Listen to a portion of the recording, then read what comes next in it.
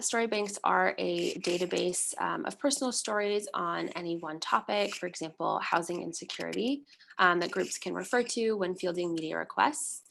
They usually take the form of a spreadsheet. So we wanted to include here just a list of columns that are typically included in a story bank spreadsheet. Pretty kind of standard information. And again, this slide deck will be shared after the training, so you will be able to refer back to it. So typically people will give permission upfront for their stories and contact information to be included in a story bank spreadsheet. But depending on the arrangement that you have set with the people sharing their stories, they may agree ahead of time that you can share their information with reporters, or they may want you to check in with them on a case-by-case basis, depending on the media request. There's lots of different potential arrangements, and it's really just important that you follow the lead of the storyteller or tenant voice on what fits their comfort level. So over the past couple months, we have been working to put together a story bank for use by the Shift the Bay table, which is in progress now, but we also encourage organizations to create their own so that if you get reporter requests directly, you have a list to refer to that's really specific to the work that you do and the geographic location that you're in. And then to go to the next slide, just about why story banks are important. Logistically, it helps organize the people that are available to speak to the subsets of the broader issue. So for housing insecurity, for example, urban or suburban housing issues, families, younger people looking for housing. Housing insecurity is obviously a huge topic, so anytime you can be more specific, that's great. And it's also really helpful for it to live in a permanent, accessible place and not just with one person at one organization. I'm sure we've all kind of run into that before, where information lives with one person and then maybe they take a new job or they're on leave and you don't want the information that they have. It's really valuable to leave with them. So something else that just gets to why story banks are important is that it helps you understand the gaps in stories and perspectives ahead of receiving media requests. So for example, you might start to track that evictions are becoming more common in suburban areas. But then by looking at your story bank, you can realize that you don't have anyone necessarily in your network who can directly speak to those experiences, and that's kind of a gap in your availability and what's being covered in the media, and you can address that hopefully ahead of getting a media request about it.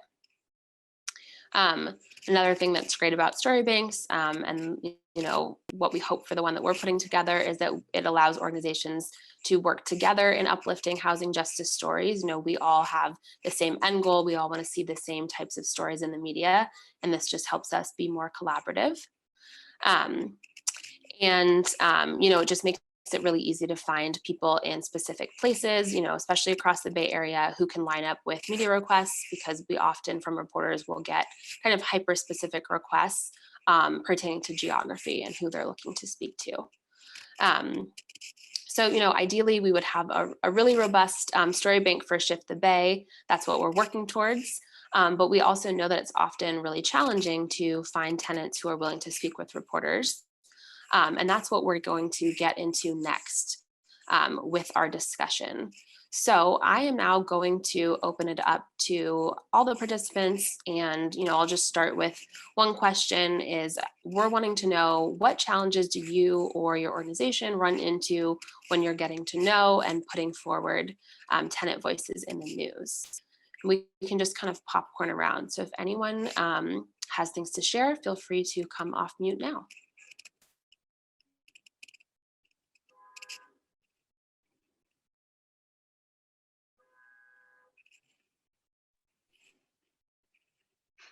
Rosa, I don't want to jump the gun, but maybe I can offer one. Yeah, right ahead. Finding willing and available individuals to actually speak up. I think that's probably everybody's number one challenge. Absolutely. And I can go over, a couple of the barriers that we've run into in our work, and, feel free to jump in, anyone, if this really resonates with you. But, I know for some folks, they really don't want to draw attention to their housing situation because of their immigration status, or their fear that going to the media about their situation would increase their risk of eviction if their landlord were to see it. So that's something that we've certainly run into. I know we often run into language barriers as well, where someone is interested in sharing their story, but the reporter or the outlet doesn't communicate in their language, and there's not an easy kind of translator resource for them to use. That can be challenging. I think sometimes the reliability of communication for folks who are experiencing housing insecurity can be a real barrier. Feel free to jump in if anyone has other pieces to add, but we certainly don't want to kind of sugarcoat how difficult this is. Yeah, I'm seeing Betty in the chat. Yep, absolutely.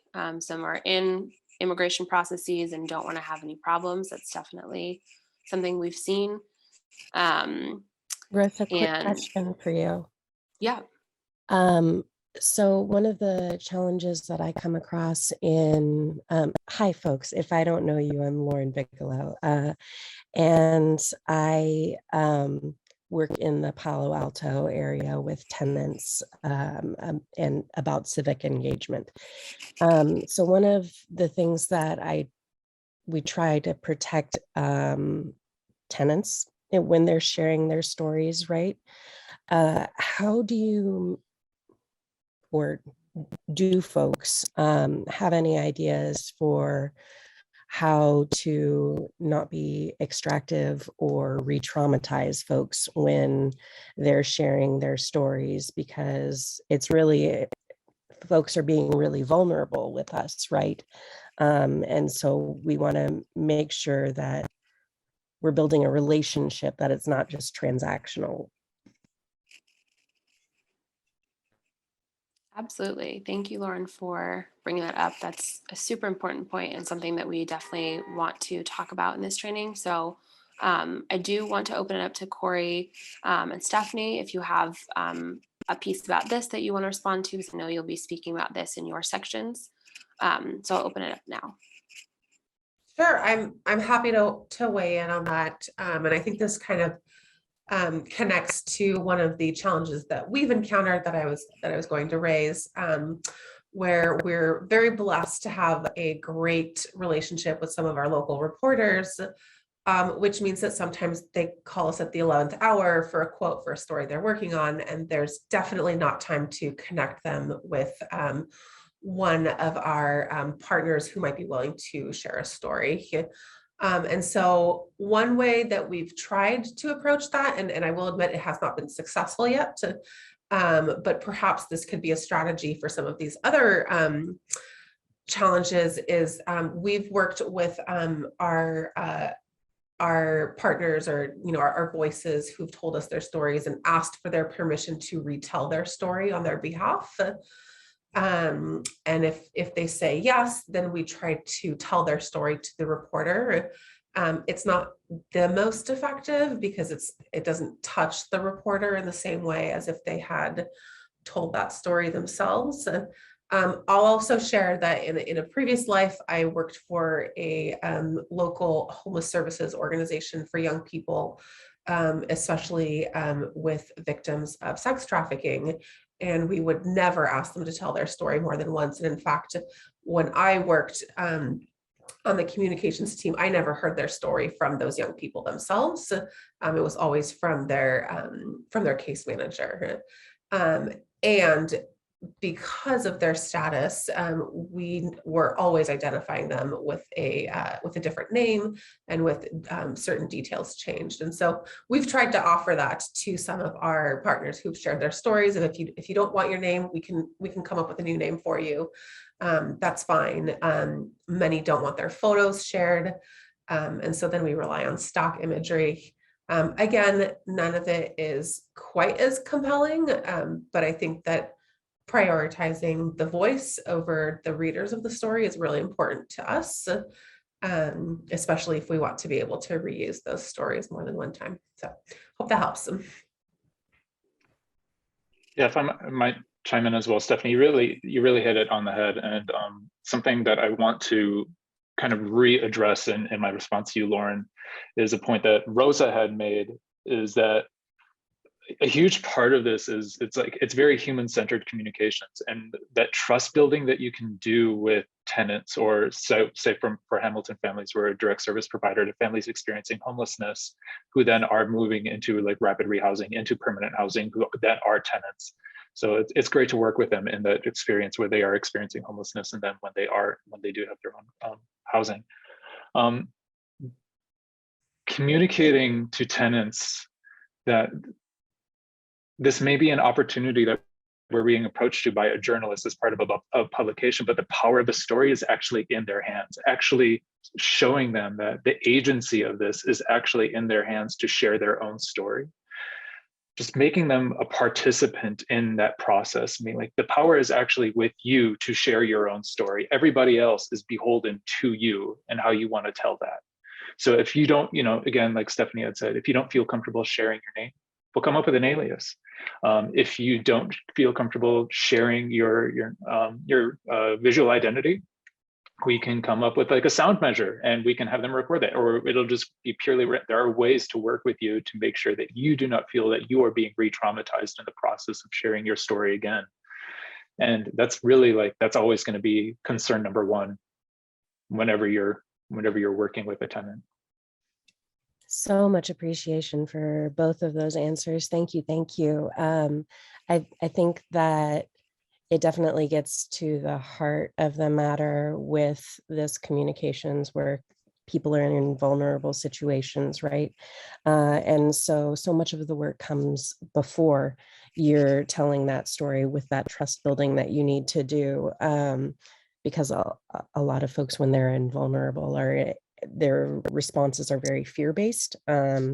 So trying to get people to a place where they trust you to share this information, to share their stories, their images, or for having them be present themselves to do those things takes a lot of effort and time. If you guys have thoughts on how you go about doing that, I would love those as well.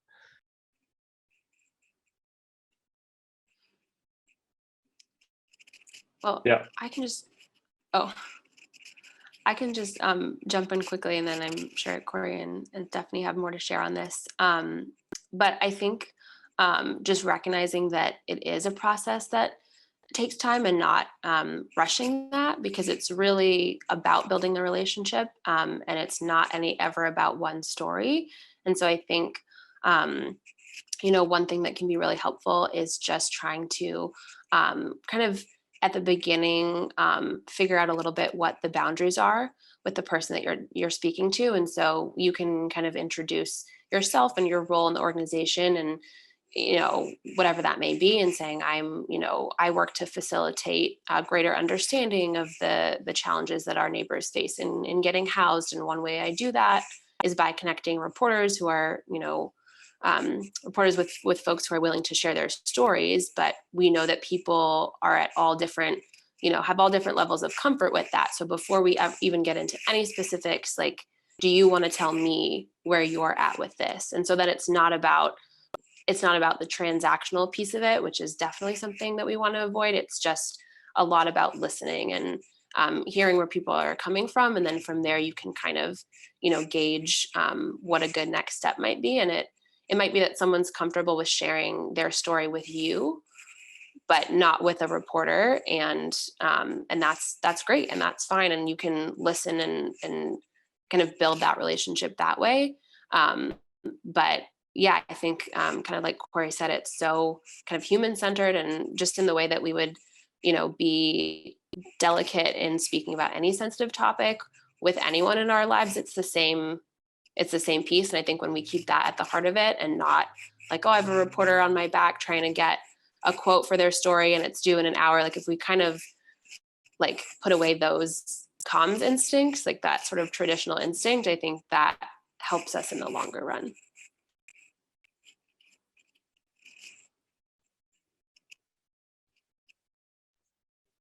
Thank you. That's really helpful. Appreciate it. And this, of course, to circle back, is where story banks can be really useful to help give you a little bit of buffer, a little bit of time.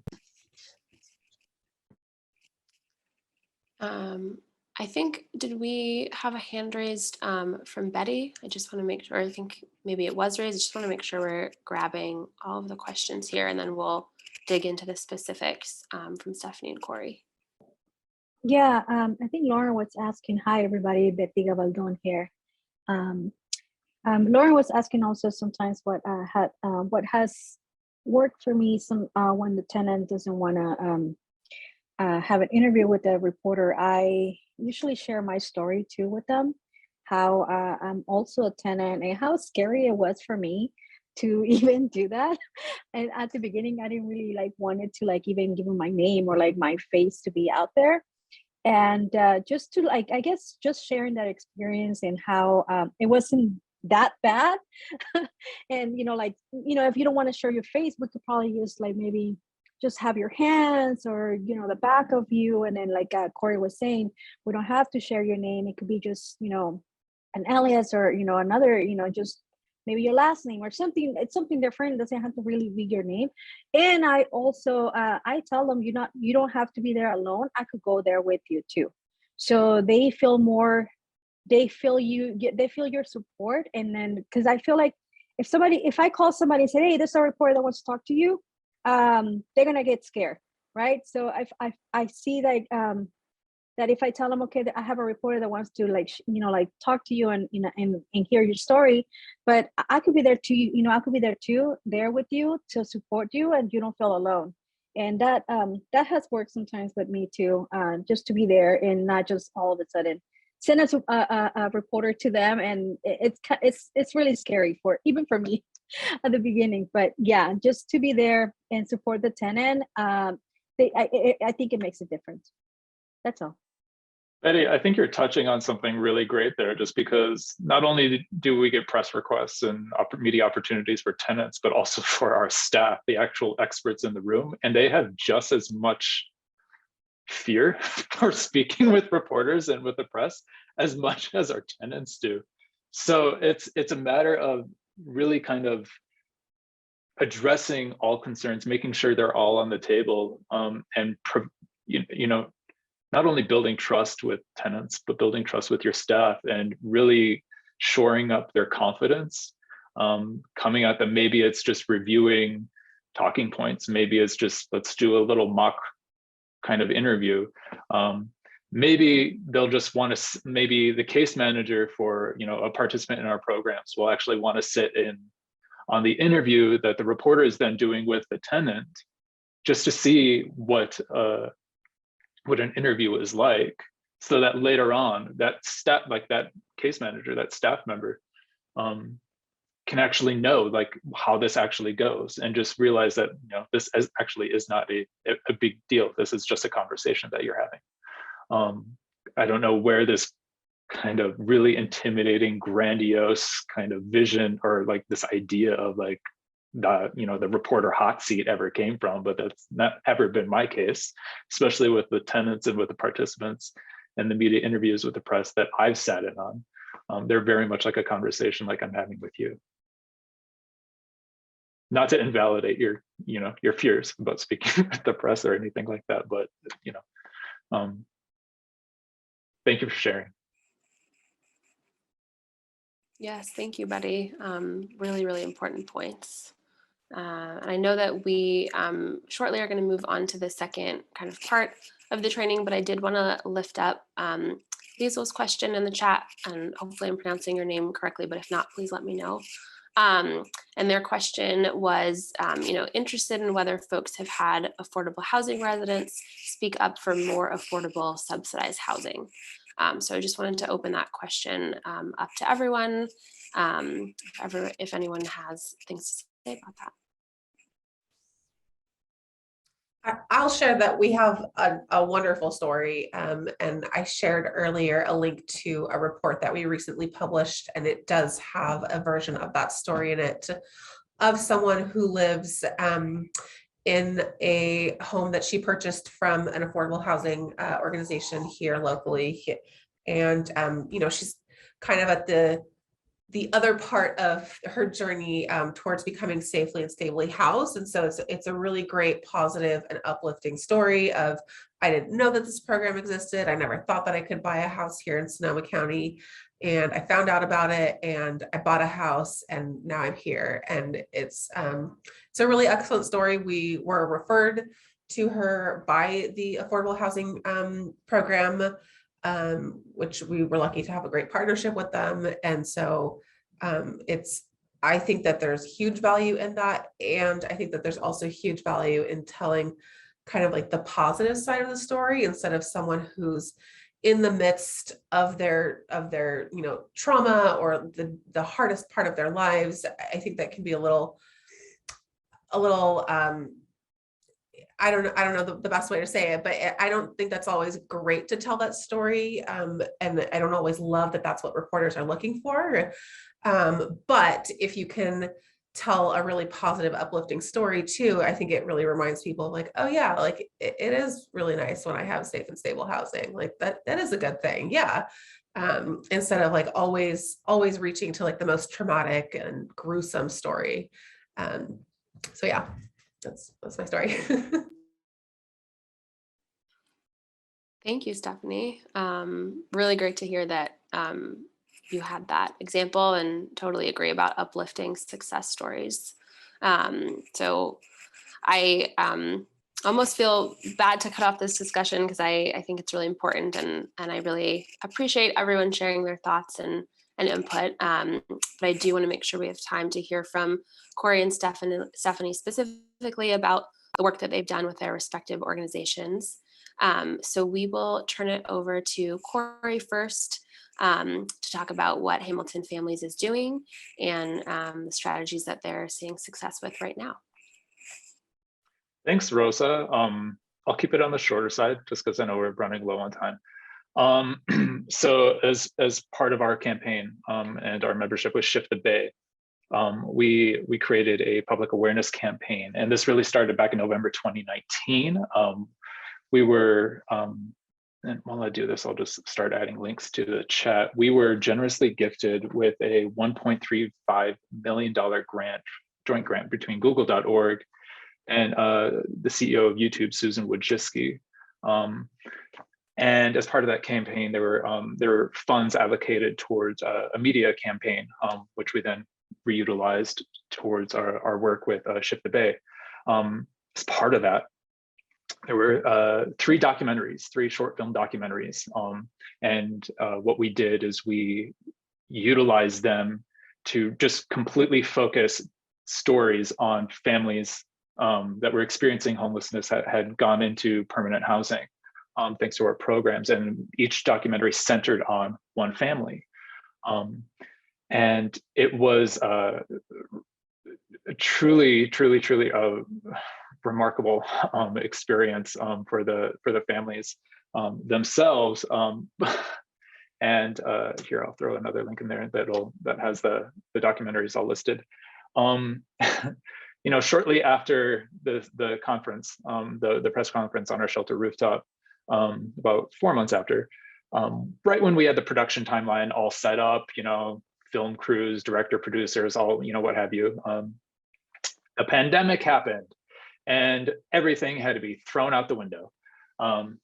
So what we did is my wonderful Chief Development Officer and I, Rachel Kenmore, I think she's on the call, we decided to really pivot and take human-centered communications and just dump a bunch of Miracle Grow on that idea. And what we did is we put, along with the filmmaking teams, we got iPhones and we literally just did entirely shot on iPhone footage, documentary style, like filming, in which the actual families themselves are now attributed as the cinematographers of their respective documentaries. Like this is really putting the agency of storytelling in the hands of the families themselves, where they are in their stability, and really however they want to share their story. And it's just like you can't you can't get more I mean, this is by definition like empowerment. Like if you could just hear the reactions of the families, they're just, oh yeah, we were just taking video diaries like just of ourselves. Here are our kids, you know, they're getting in fights. Parents are, you know, being lovey-dovey. It's just like tried and true, like America's home video. And then with their respective director producer team for each one of the films, they crafted it into like an actual narrative story. I want to focus on one real quick. The film, short film, What You'll Remember. It's about a story. It's a love story from the parents to the children, about the precariousness of their homelessness experience and how they crafted that into like a camping trip, a very, very, very, very long camping trip for their kids until they got into our programs and we were able to help them achieve stability and thrive. And now, you know, they're housed up in Solano County. But what I want to focus on is Liz Herrera, the mom herself. As soon as we got the initial footage back, the director and producer just like spammed my phone and just called me, and it was just like, we all need to get on the team. We need to get a conference call with the director, the studio director, because you need to get her in film school. She is such a raw talent. Like she just has a natural eye for all of this. She is literally a diamond in the rough. And I'm like, okay, well, I trust you. You get your Emmy Award winners and Sundance Award. Like I trust you all. So we did, and lo and behold, the studio director agreed, got her film classes, hired her to now. She hasn't worked like in her entire life. She's been raising her 4 children while they had been experiencing homelessness for the better part of a decade. And now she is an aspiring filmmaker who is writing grant reports to film a feature-length project on her family story. But this film, What You'll Remember, having never shot a film in her entire life, had just like shot photos of, or just videos off of this iPhone because of the pandemic, became a New York Times op doc, and then was listed by the Hollywood Reporter as an Oscar contender. And she has never filmed anything in her, like, I know that this is not typical of like your press interactions with tenants, but I had to elevate this story just because, one, it's an incredible story for me to tell. Obviously, like I'm getting excited just talking about it. 2, Liz and I started at Hamilton Families, me working at Hamilton Families, she being a participant at the exact same time. So our interaction with the agency is just like, I met her on day 1, the same time that was her day 1.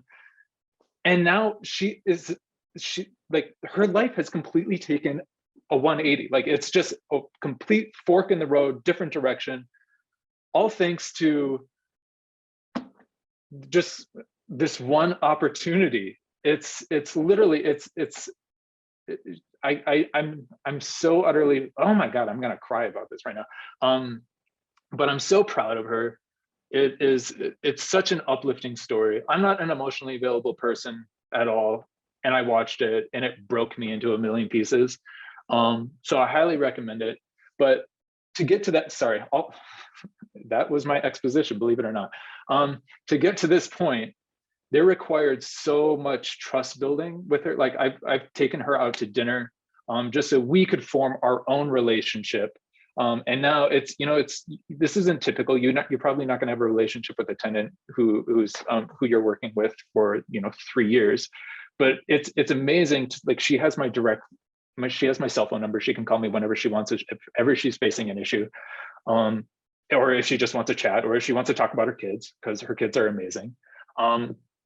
But we have this long-term relationship that we've been able to develop because of this project, but none of that would have been possible had I not taken the steps to really value her as an individual, value her experience, and put the tools of that would allow her to share her story within her own power. And that is that's a mentality I take now whenever I approach any tenant or a participant in our programs about any sort of media opportunity. You just don't, it's just like explaining to them that, even though this is not your typical case, you have no idea what could happen because you decided to share your story today. I know that we only have like 14 minutes, so I'm going to stop there.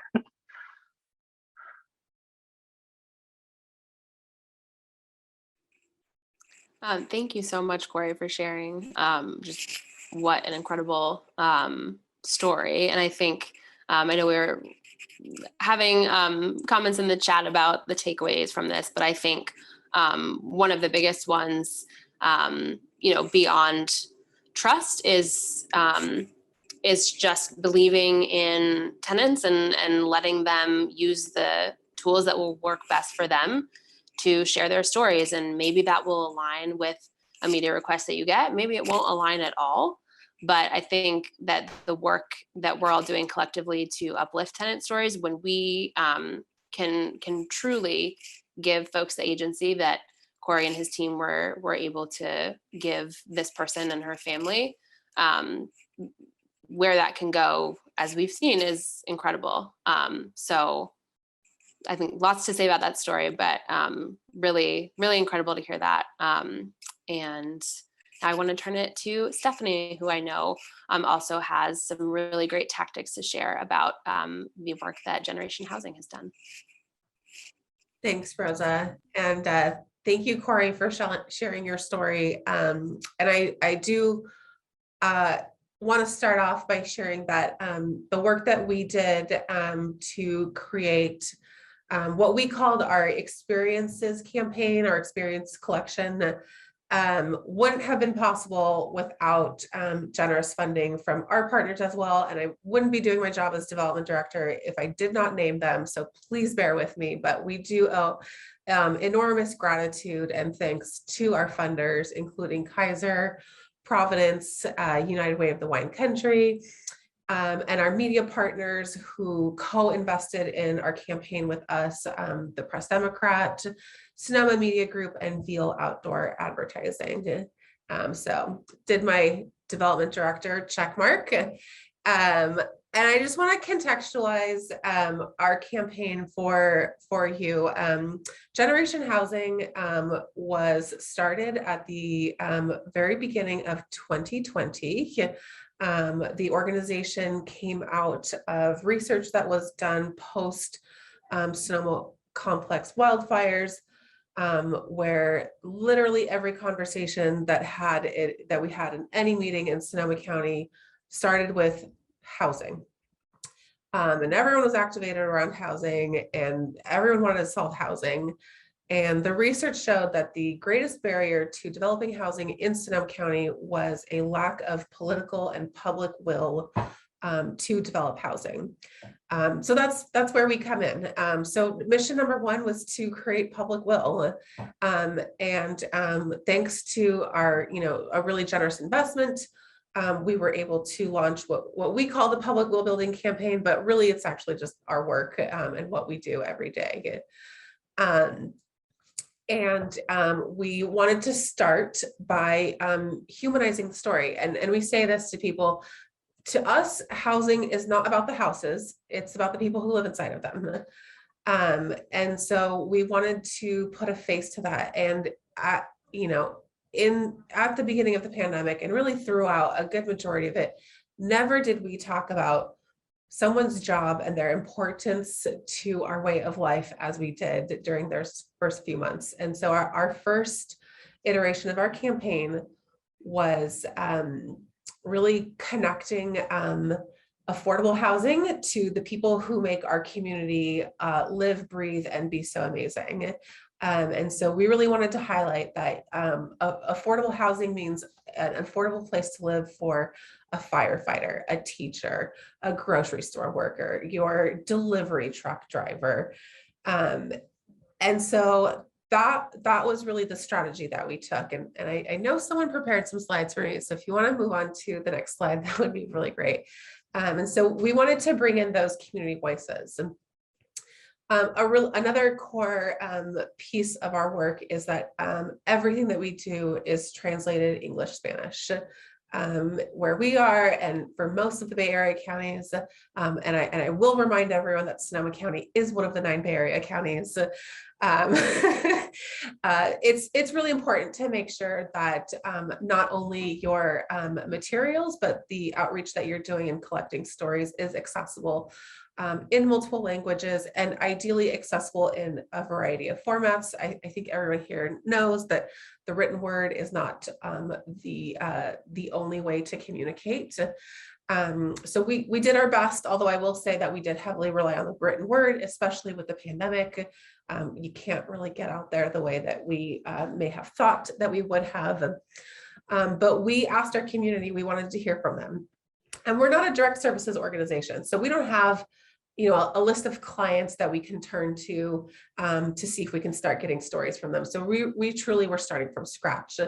And so we developed, some marketing materials and a survey. It was a really quick 5-minute survey asking folks if they would share their story. And I think we first called it stories, and we were getting a little bit of hesitation around that concept. And so I think stories to some folks meant you had to have a beginning, middle, and end to your journey on housing. And so we switched it to experience. Everyone has an experience in housing. Either you live in it or you need it.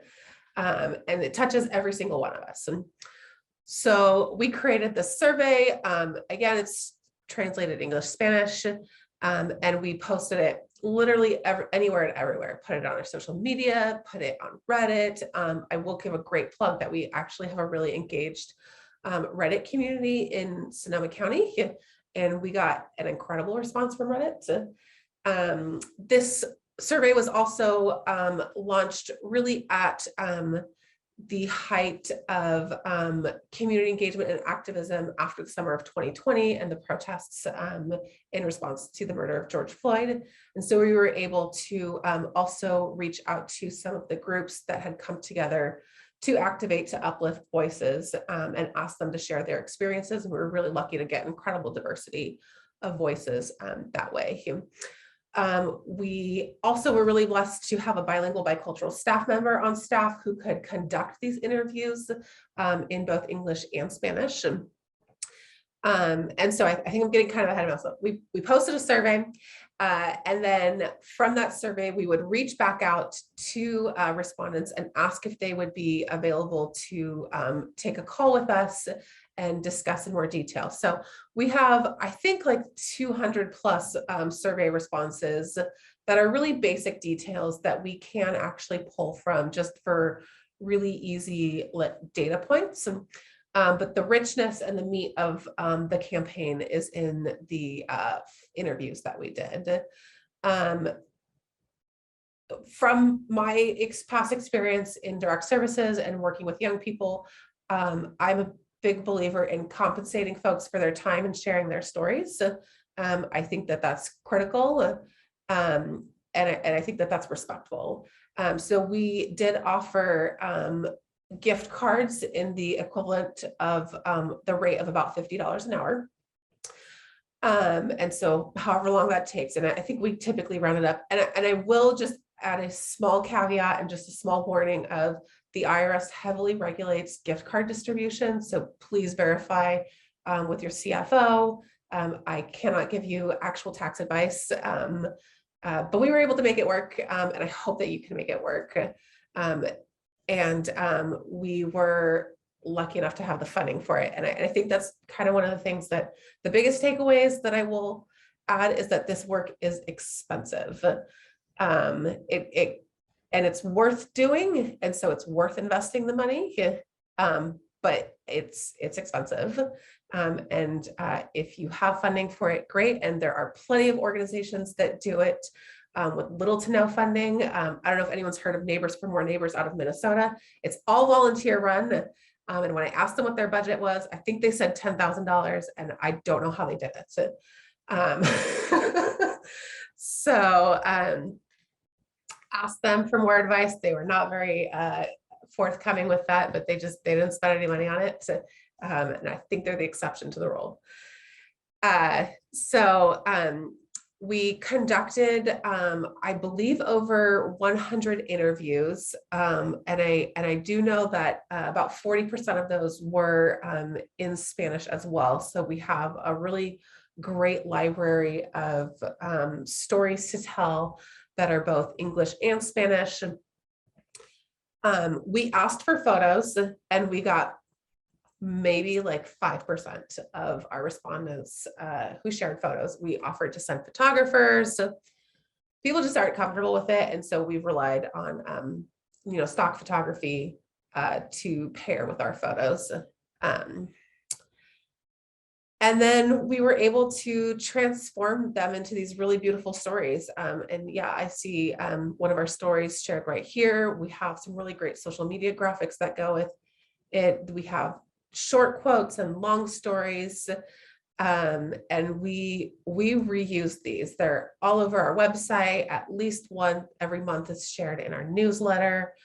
We try to get the press to report on them. And like I said earlier, we haven't been extremely successful in that yet, but we'll get there one day. I'm pretty sure we will.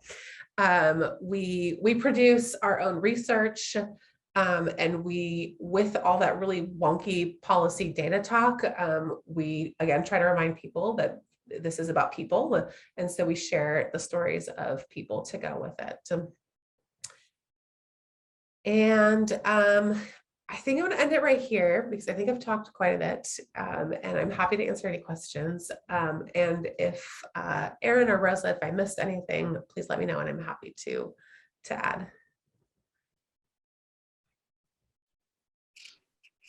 That was great, Stephanie. Thank you. I know we have just a few minutes left before we wrap. So I will hand it over to my colleague, Rebecca, who is just going to quickly speak about preparing tenants for press interviews. Thank you, Rosa. Yeah, I'll quickly go through some of these slides, but just as a reminder, this information is in the deck that will be shared and also on the Shift the Bay website.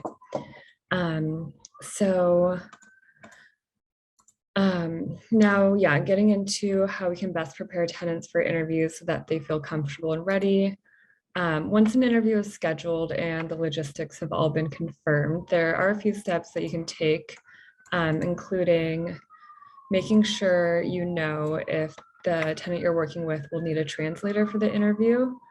We know, that many organizations work with tenants who speak different languages, so this is something that you should be ready to act on quickly if needed. Reporters do have experience working with translators as well, so don't worry that this is going to be a new ask of them. And we are putting together a resource with Bay Area translation services now, and we'll share this in the next few weeks so that you can reference it when needed. And then also we advise that you do several rounds of practice interviews ahead of time with the tenant so that they feel comfortable sharing their story if this is new to them. M&R is also available to help with this. So we can also share a few sample interview questions that may come up if that will be helpful too.